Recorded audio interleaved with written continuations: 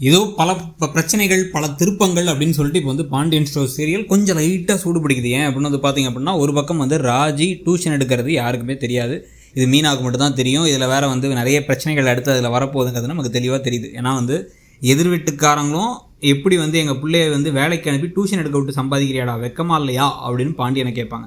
இன்னொரு பக்கம் ஏற்கனவே இந்த நகை விவகாரம் வெடிக்க போகுதுன்னு பார்த்துட்டு இருந்தால் இன்னமும் நகையை வந்து என்ன ஆச்சு அப்படிங்கிறது இப்போ வடிவு சொல்லாமல் இருக்கிறதுனால வடிவை வந்து முத்துவேல் என்ன சொல்லிட்டாரு, நீ சாப்பிடவே கூடாது அப்படின்ட்டார். இந்த வீட்டில் ஒரு சோறு கூட உன் வாயில் போயிடக்கூடாது, நீ சாப்பிடாம தான் இருக்கணும்னு ஒரு இதை போட்டு போயிட்டார், ரூலை போட்டு போயிட்டார். இதெல்லாம் என்னன்னே நமக்கு ஒன்றும் புரியல.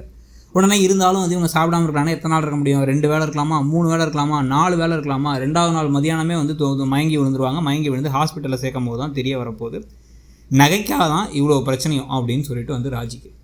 ஆனால் ராஜி இந்த நகையை வச்சுருக்காங்கங்கிறது கோமதிக்கு தெரியும். ஆனால் வந்து அது எனக்கு தெரிஞ்ச வரைக்கும் அது பாண்டியனுக்கு தெரிஞ்ச மாதிரி ஞாபகம் இல்லை.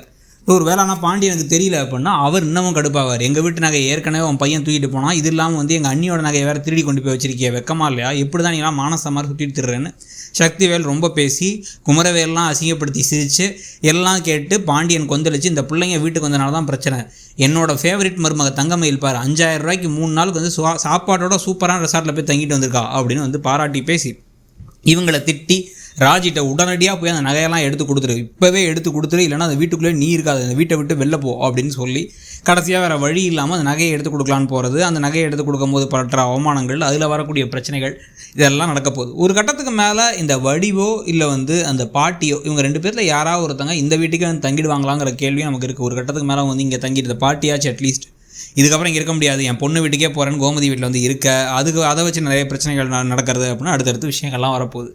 ராஜியால் இத்தனை பிரச்சனை வந்துகிட்டு இருக்க அந்த சமயத்தில் இன்னமும் வந்து பார்த்திங்கன்னா வந்து இப்போ செந்தில் தன்னுடைய அந்த கவர்மெண்ட் வேலைக்கு போகணுங்கிற விஷயத்த மறைச்சி வச்சுருக்காரு.